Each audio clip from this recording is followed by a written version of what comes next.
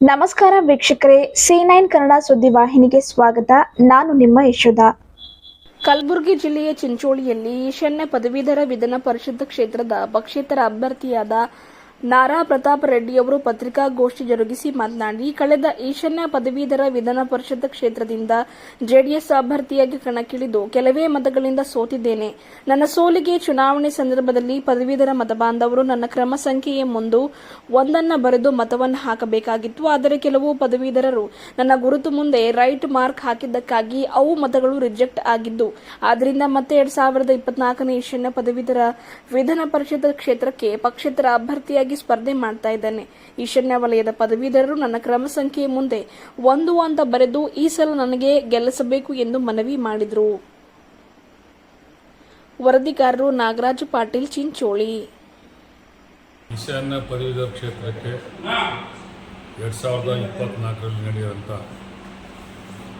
MLC ಪದವೀಧರ ಕ್ಷೇತ್ರಕ್ಕೆ ನಾನು ಪಕ್ಷೇತರವಾಗಿ ಕಂಟೆಸ್ಟ್ ಮಾಡಲಿಕ್ಕೆ ನಿರ್ಧಾರ ಮಾಡಿ ಈಗ 4ನೇ ರೌಂಡು ಗುಲ್ಬರ್ಗ ಜಿಲ್ಲಾ ಮತ್ತು ಯಾದಗಿರಿ ಬೀದರ್ ಜಿಲ್ಲಾ ಪ್ರವಾಸ ಮಾಡಿದ್ದೀನಿ. ಇವತ್ತಿನ ದಿವಸ ಇದೇ ಮೊದಲನೇ ರೌಂಡಲ್ಲಿ ಮತ್ತೆ ಬಂದು ಈಗ ಚಿಂಚೋಳಿ ಕೂಡ ಪ್ರವಾಸ ಮಾಡಿದ್ದೀನಿ.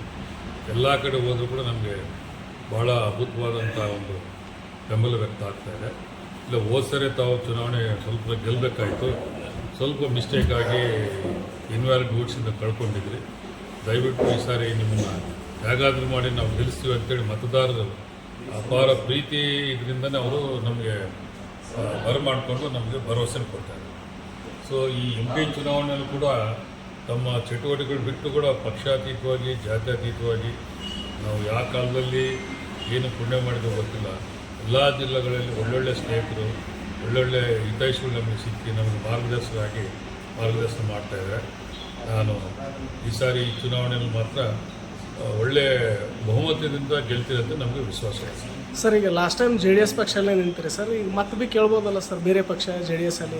ಈಗ JDS ಪಕ್ಷದಲ್ಲಿ ಕೇಳಬೇಕಂತೇಳಿದ್ರೆ ನಾವು 40 ವರ್ಷ JDS ಇದ್ದು ಕೂಡ ನನ್ನ ಚುನಾವಣೆ ಕಾಂಗ್ರೆಸ್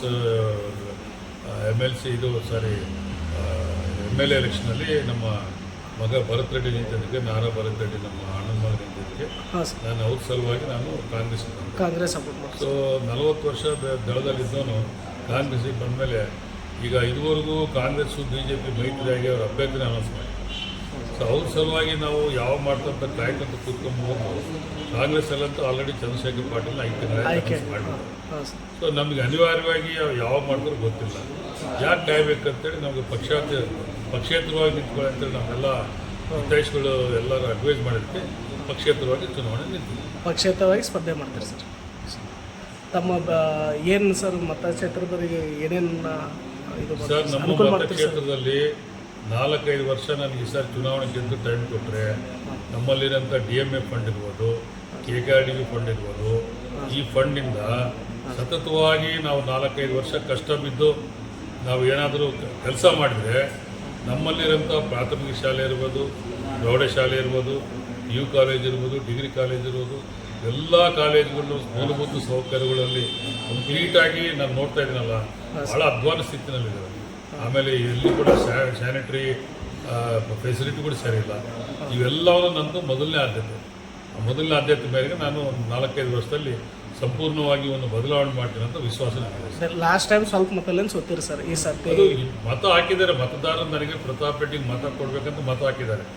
ಆದರೆ ಮತದಾರ ಹಾಕೋ ವಿಧಾನದಲ್ಲಿ ಈಗ ಪ್ರತಾಪ್ ರೆಡ್ಡಿ ಅಂತ ಹೇಳಿದ್ಮೇಲೆ ಅದು ಪಕ್ಕದಲ್ಲಿ ನಮ್ಮ ಭಾವಚಿತ್ರ ಬರುತ್ತೆ, ಅದ್ರ ಪಕ್ಕದಲ್ಲಿ ಒಂದು ಬಾಕ್ಸ್ ಬರುತ್ತೆ. ಬಾಕ್ಸಲ್ಲಿ 1 ಅಂತ ನಮೂದನ್ನು ಮಾಡಿದ್ರೆ ಪ್ರತಾಪ್ ರೆಡ್ಡಿ ಎಲೆಕ್ಷನ್ ಆಗ್ತದೆ. ಆದರೆ ಭಾಳಷ್ಟು ಮಂದಿ 3500 ಮಂದಿ ಮತದಾರ ಟಿಕ್ ಕೊಡಿದ್ರು. ಆ ಟಿಕ್ ರೈಟ್ ಮಾರ್ಕ್ ಕೊಡ್ತಿದ್ದಕ್ಕೆ ನಾನು ಚುನಾವಣೆ ಸೋತೆ. ಮತದಾರ ನನಗೆ ಮೋಸ ಮಾಡಿಲ್ಲ. ಅದಕ್ಕೆ ಪುನಃ ಈ ಸಾರಿ ಮತದಾರ ನಿಮ್ಮ ಮುಖಾಂತರ ನಾನು ಪ್ರಾರ್ಥನೆ ಮಾಡೋದೇನೆಂದರೆ, ಯಾವುದೇ ಕಾರಣಕ್ಕೆ ಟಿಕ್ ಮಾರ್ಕು ಮತ್ತೊಂದು ಮಾರ್ಕ್ ಮಾಡಬೇಡ್ರಿ. ನಮ್ಮ ಪಕ್ಕದಲ್ಲಿರೋ ಭಾವಚಿತ್ರ ಪಕ್ಕದಲ್ಲಿ 1 ಅಂತ ನಮೂದನ್ನು ಮಾಡಿದರೆ ಅಲ್ಲಿಗೆ ನಮ್ಮ ವೋಟಿಂಗ್ ಪ್ರಾಸೆಸ್ ಮುಗಿತದೆ. ದಯವಿಟ್ಟು ಸಹಕಾರ ಮಾಡಬೇಕಂತ